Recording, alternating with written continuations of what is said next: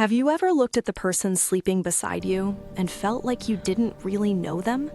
Not the kind of not knowing where you forget their favorite color or their childhood story. I mean the kind where something feels wrong in the silence, where their breathing sounds unfamiliar in the dark, where their phone lights up at 3 in the morning and your mind asks a question your heart isn't ready to answer. Who did I marry? Because sometimes the most terrifying monsters don't hide in the shadows. They stand in the kitchen making coffee. They kiss your forehead before work. And they lie perfectly. My husband Daniel was the kind of man people trusted immediately. Soft-spoken, calm, always polite. Neighbors smiled when they saw him. My parents adored him. Friends joked that I'd won the husband lottery. For the first 2 years of our marriage, I believed that too. We lived in a quiet apartment on the edge of the city, the kind of place where nights were silent and days passed without incident. Nothing ever happened there. At least, that's what I thought. Daniel worked in consulting. That's how he described it. Whenever I asked for details, he'd laugh and say I wouldn't find it interesting. I trusted him. Why wouldn't I? He remembered anniversaries, brought flowers home for no reason, held my hand when we crossed the street. But looking back now, the cracks were always there. I just didn't want to see them. It started with time. Daniel began coming home later than usual. Not extremely late, just late enough to feel wrong. When I asked, he blamed traffic, long meetings, unexpected delays. Reasonable answers, almost too reasonable. One night, he told me he'd been with a client across town. I mentioned that area was under heavy construction. He blinked, just for a second. Then he smiled and said he meant near there. That blink stayed with me. Then there was his phone. Daniel never used to care if I touched it, but suddenly it was always face down, always locked, always within reach.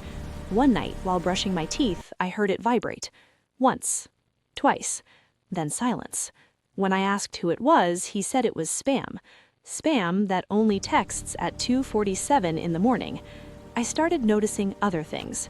Receipts that didn't match his schedule, scents on his clothes I didn't recognize, and once a small cut on his palm.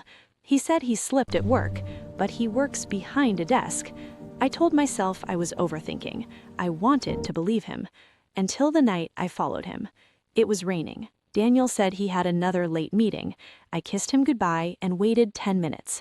Then I grabbed my coat.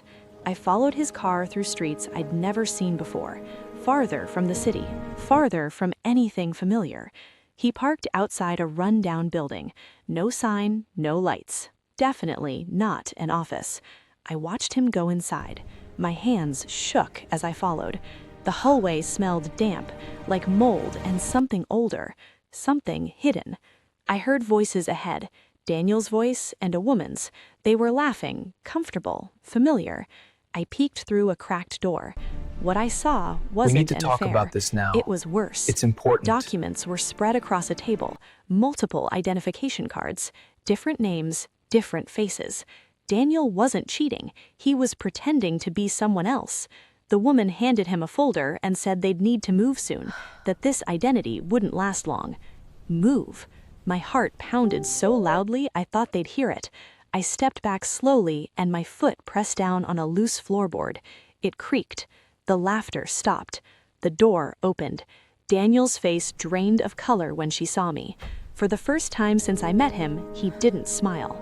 At home, he tried to explain, but it wasn't the truth. It was a performance. He told me he worked in private operations, that changing identities was part of his job, that it was all for protection, for us. I asked him his real name. He hesitated, then said one. I knew it was another lie. That night, I couldn't sleep. At 3 in the morning, I heard him whispering on the phone. He said I knew too much. The next morning, I tried to leave, but when I opened the closet, my clothes were gone. My passport was missing. My documents were gone. Daniel stood behind me, smiling again. He told me to stay calm, just for a little while. That's when I understood the truth. I wasn't married to a liar. I was married to a man who erases people. I escaped through the bathroom window while he slept, ran barefoot into the rain. I never looked back. I survived. But sometimes, late at night, I still wonder how many names he's using now, how many lives he's living, and how many people are sleeping beside him, believing the lies. Because evil doesn't always announce itself. Sometimes it whispers, "I love you," and waits for you to believe it. Once you start seeing the lies, you can never unsee them.